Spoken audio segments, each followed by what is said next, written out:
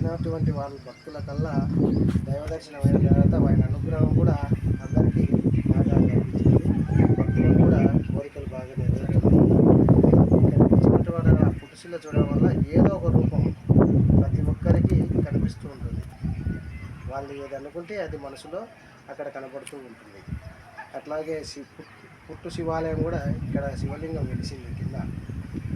ఇక్కడ ఈ గుడి ప్రాంగణంలో మొత్తము పుట్టు శివలింగము, నవనారసింహులు, నవగ్రహాల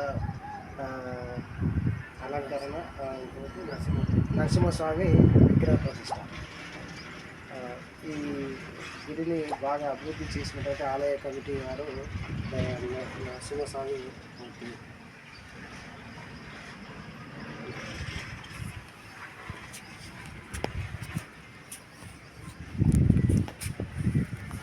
కొంచెం చేస్తుంటే మాట్లాడుతుంటే అప్పుడప్పుడు బాగా వస్తుంటాయి.